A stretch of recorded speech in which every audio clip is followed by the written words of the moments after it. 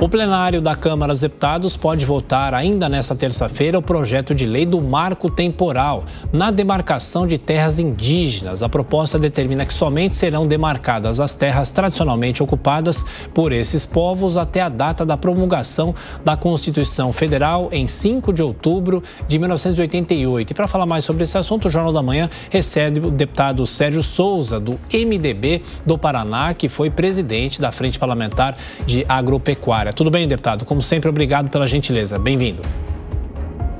Bom dia, Thiago. Bom dia, Adriana. É um prazer estar aqui com vocês. Espero responder todos os questionamentos para que nós possamos mostrar o que, de fato, está acontecendo neste PL e o que acontece hoje no Brasil sobre esse assunto.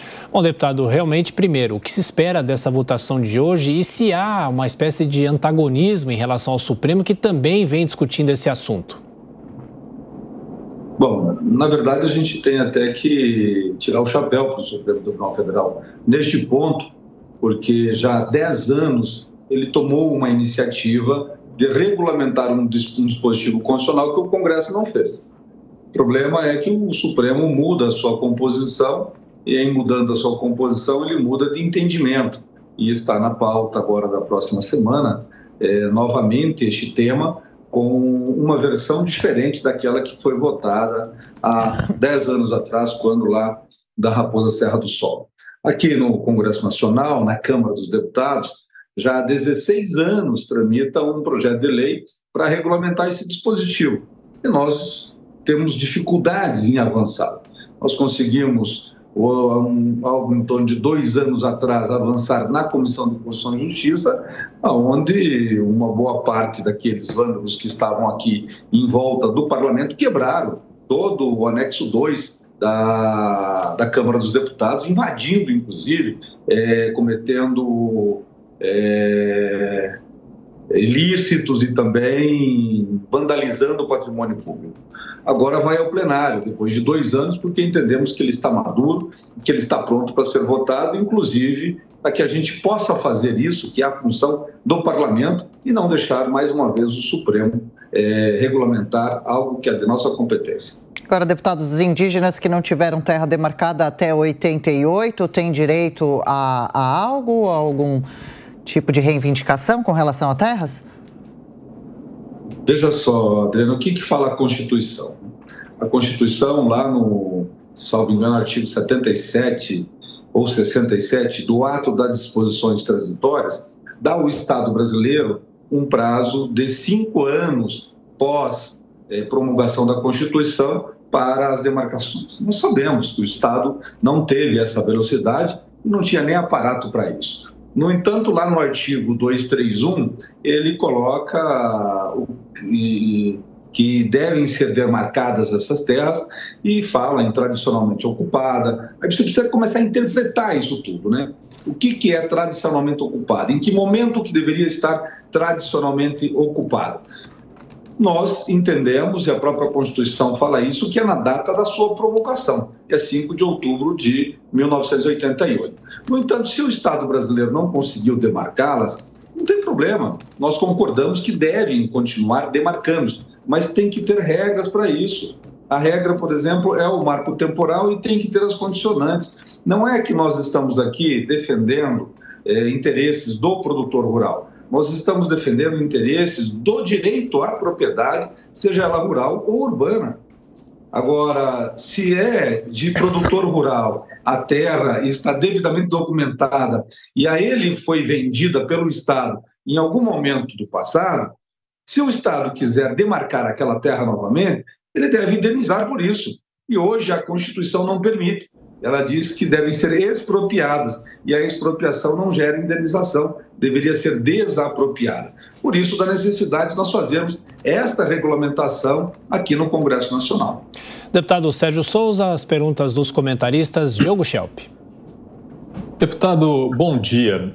O Dávila mencionou anteriormente num comentário algo muito importante, que é preciso de dados, né, para tomar medidas, para fazer políticas públicas. Em relação ao marco temporal, lembrando aí que existem mais ou menos 300 pedidos em andamento de demarcação de terras.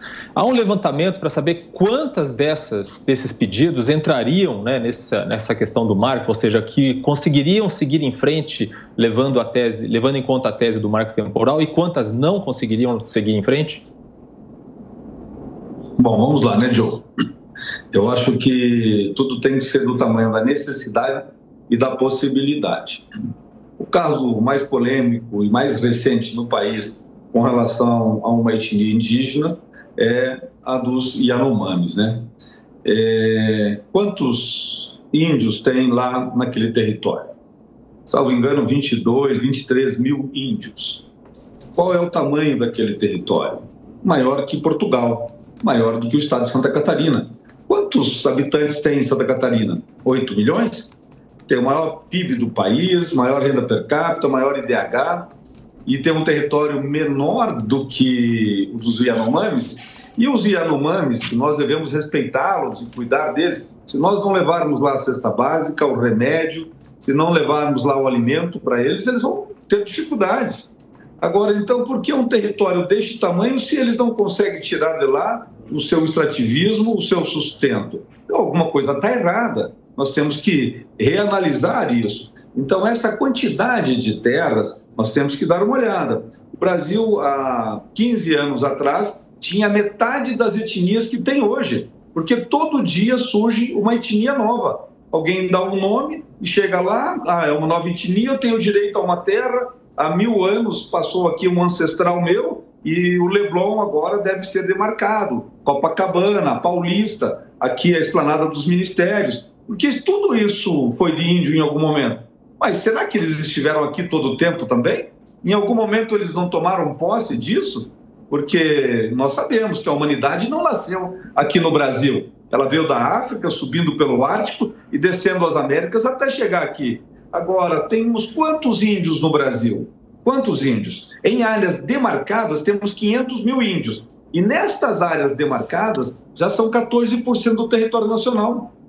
E nós utilizamos para produzir alimentos para todos os 220 milhões de habitantes e exportar para mais de 200 países, do ponto de vista de grãos e de floresta plantada, 8% do território, a metade disso. E para os outros 300 mil índios que vivem nas cidades e que ainda não teriam as terras demarcadas, querem mais 14% do território nacional. Não tem problema para mim. Então não existe esse levantamento, deputado? A propriedade de um produtor rural. Então não existe levantamento? Não existe uma ideia de quantos desses pedidos, desses 300 pedidos, entrariam na tese do marco temporal? Conseguiriam avançar considerando-se essa tese? Os dados, na verdade, assim, tem todo um procedimento a ser seguido. Então, primeiro, essa terra tem que ser tradicionalmente ocupada até 1988. E ela tem que ter as condicionantes. Então, tem uma série de regras para isso. Quantos projetos prontos nesse sentido tem? Nos disseram que teria em torno de uns 20, mais ou menos, e que 14 ou 15 seriam demarcados agora pelo governo, inclusive alguns já foram. Deputado Sérgio Souza, pergunta agora de Luiz Felipe Dávila. Deputado, muito bom dia. Deputado, a Constituição é cristalina, já determinou a data que deve começar a demarcação de terra. Não pode, na regulamentação da lei, começar a criar outra regra, porque aí nós temos a Constituição não valendo. Aí nós entramos no Estado que é o oposto do Estado de Direito, é o Estado da insegurança jurídica, que é o que esse país vive há tanto tempo. Então, a minha pergunta é, tendo a régua da Constituição de 1988, como é que nós vamos regulamentar essas demarcações de acordo com o espírito da lei e não buscar uma nova interpretação para violar a Constituição, porque aí não existe Estado de Direito no Brasil. Luiz Felipe Dávila, muito boa a sua colocação. Dá uma olhada no relatório do deputado Maia, ele não coloca data. Na verdade, ele parte do princípio que a data está, de fato, na Constituição, porque a Constituição é muito clara nesse sentido, quando ela diz que tradicionalmente ocupadas, e ela dá um prazo para o Estado brasileiro demarcar em 5 anos. Hoje, se nós formos seguir literalmente a Constituição, nenhuma terra indígena pode mais ser demarcada, porque a Constituição deu um prazo de 5 anos e esse dispositivo constitucional não houve prorrogação dele. Agora, o que cria o novo marco temporal, criou-se o apelido da lei de marco temporal, mas na verdade é uma lei de condicionantes e ela regulamenta o artigo 231 da Constituição, que é onde trata de ocupações por índios. Então, ele cria regras nesse sentido e ele dá um avanço nesse sentido. Porque hoje nós temos, acabei de citar aqui o caso dos Yanomamis, com um território continental do tamanho de muitos países, maior do que muitos países, né? E, no entanto, tem dificuldades. Qual é o problema deles poderem utilizar aquele território em benefício do seu sustento? Nenhum. Hoje nós somos um país dos maiores produtores de grãos do planeta, mas nós não temos alimento suficiente para colocar na nossa planta. Então nós temos que trazer de fora. O potássio, por exemplo, nós trazemos 90% dele vem do Canadá. E quase a totalidade vem de reserva indígena, lá do Canadá. E eles estão angariando recursos com isso. Qual é o problema se nós pudermos explorar, nós, que eu digo, o próprio índio, explorar o seu território para o seu sustento próprio e preservando a biodiversidade? Então, esse marco regulatório, ele traz muito disso também. Beraldo, sua pergunta. Deputado, bom dia. A gente tem um grupo de pessoas que invadem a Praça dos Três Poderes, depredam um anexo da Câmara dos Deputados, dão flechadas em funcionários e nada acontece. Um grupo que invade hoje a rodovia dos Bandeirantes, colocando fogo em pneus, impedindo a livre circulação de pessoas e parece que nada acontece. O que está por trás desse tratamento tão cordial com pessoas baderneiras, invasores e depredadores de patrimônio público? Eles são usados como um instrumento político ou há um interesse financeiro da parceria de alguns setores da política com esses indígenas? Outra pergunta, vamos lá. Na verdade, assim, né? Na minha concepção, inclusive como jurista, de que a nossa liberdade, ela vai até onde começa a liberdade do outro. E eu tenho a liberdade de me expressar e de protestar contra aquilo que eu não concordo. Lógico que eu não tenho o direito de retirar a liberdade do outro de ir e vir. Mas não seria totalmente injusto, né? Um tipo de manifestação desse, passeata, uma caminhada, e aí há necessariamente, quando há uma passeata, a diminuição do fluxo de veículos ou mudança do fluxo naquele local, tudo mais.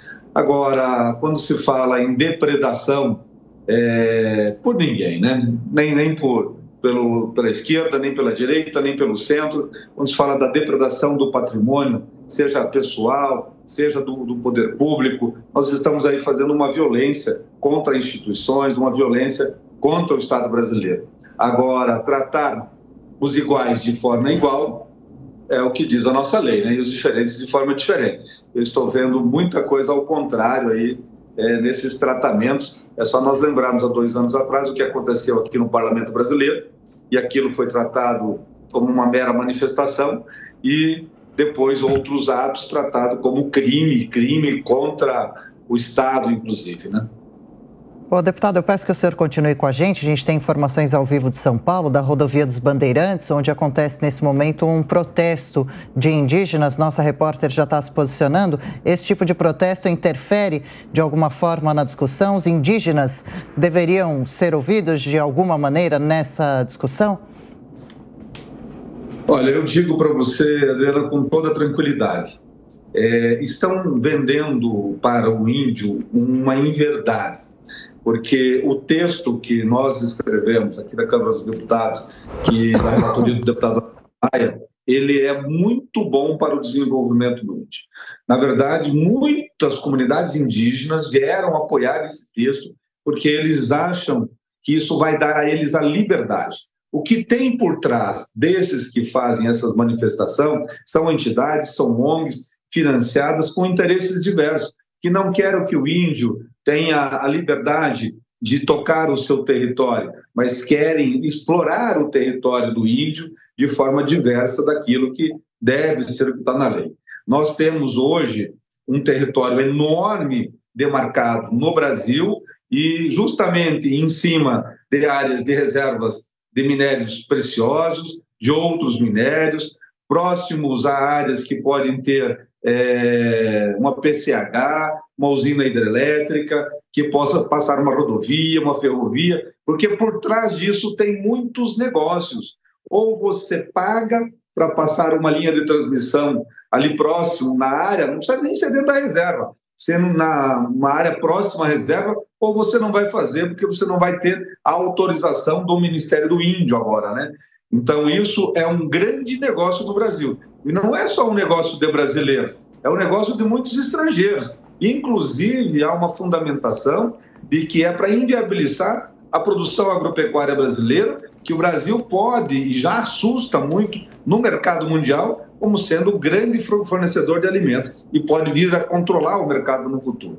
Então, por trás dessa roupagem toda, tem interesses, e não é o interesse do índio, pode ter certeza disso. Ô, deputado, eu queria perguntar sobre a votação de hoje. Quais são as chances dessa matéria ser votada? Se há aprovação, pelo menos há um consenso no Congresso Nacional em relação a isso? É um tema polêmico, acho que há uma divisão muito grande entre os próprios parlamentares. E se lá na frente o Supremo decidir alguma coisa, o que vale? Olha, vamos lá, né? O Supremo, ele é o último que fala, né? Ainda nós não conseguimos alterar aqui a Constituição para o Parlamento falar por último, que deveria ser sempre, né? Porque o Parlamento é a representação da sociedade brasileira, das suas causas, e deveria ser o último a ser ouvido, né? Não só aquele que faz as leis, mas de maneira completa. Não há unanimidade, claro, né? Há uma divergência muito grande, mas eu acredito na possibilidade de aprovarmos com uma razoável vantagem. Se nós olharmos a urgência que foi votada na semana passada, nós fizemos 324 votos. Na urgência, nós precisávamos de quórum qualificado, ou seja, 257, maioria absoluta, dos votos a favor da urgência. Nós chegamos a 324. No caso do mérito desse PL, o quórum é simples, a maioria é simples. Se nós tivermos presentes no parlamento 301 deputados e fizermos 151 votos, nós aprovamos a matéria. Eu acho que o desafio não está em aprovar na Câmara dos Deputados, o desafio está em aprovar no Senado Federal. O desafio está em fazer a sociedade brasileira compreender esse projeto, que não é um projeto para defender a agricultura brasileira, não. É um projeto para defender o direito à propriedade, mas mais do que isso, é um projeto para defender o direito do índio. Lá perante a Constituição brasileira, todos nós somos iguais.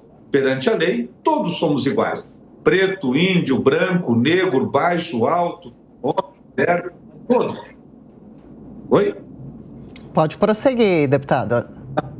Ouvi uma voz aqui. Perante Deus também, todos nós somos iguais, não somos? Pelo menos eu acredito em Deus e acredito nisso. Agora, nós temos que tratar os iguais de forma igual e os diferentes de forma diferente. Nós precisamos olhar para os índios e dar a ele qualidade de vida, dar educação, independência, manter as suas culturas. Se ele está isolado, não permitir que o Estado não permitir que pessoas vão lá antropizá-los, principalmente estrangeiros. Hoje tem comunidades indígenas no Brasil que os estrangeiros mandam lá mais do que os brasileiros. Então, isso não é a garantia da soberania nacional. Então, essas situações têm que ser analisadas. O Brasil tem uma região de selva amazônica que é quase do tamanho da Europa. Agora, lá tem florestas que dá para albergar todos os índios desse país, talvez da América Latina como um todo, e dar a ele a subsistência. No entanto, tem que ter regras para isso. São terras públicas que o Estado brasileiro também pode explorar. Agora, que tamanho de terra que se precisa?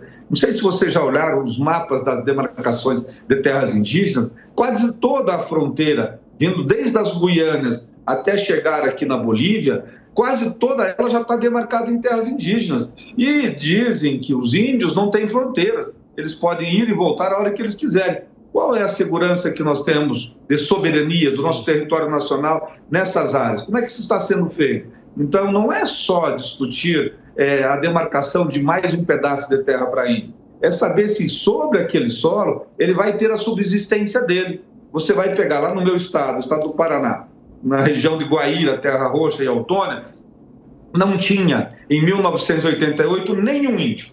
Nós já temos todas as imagens de satélites, fizemos todos esses estudos, a Embrapa que fez para nós lá atrás, quando a Cátia Abreu era ministra da Agricultura, para vocês terem uma ideia. Hoje tem, vindos do Paraguai e de outros locais do Brasil, mais de 5 mil pessoas que dizem ser índios. Estão lá sendo catalogados todo dia pela FUNAI, querendo todo aquele território que está antropizado há 300 anos, dizendo que é território deles. Não é assim, gente. Tem que ter regra, senão há uma insegurança jurídica total. Vocês estão em um prédio, agora provavelmente num estúdio que está sobre uma fração de solo. Se o índio, pelo voto do relator no Supremo, disser que se autodeclarar índio e disser que nesse local um ancestral dele viveu, vocês vão ter que sair daí e entregar como território indígena. E ele vai fazer o quê com isso aí? Como é que ele vai caçar, pescar nesse local e vai sobreviver? Então temos que ter regras muito claras para nós darmos a garantia ao direito à propriedade e também darmos as garantias que o índio precisa. Deputado Sérgio Souza, do MDB do Paraná. Muito obrigado pela entrevista. A Jovem Pan acompanha as discussões no Congresso Nacional. Até mais tarde. Muito obrigado. Boa tarde, bom dia a todos.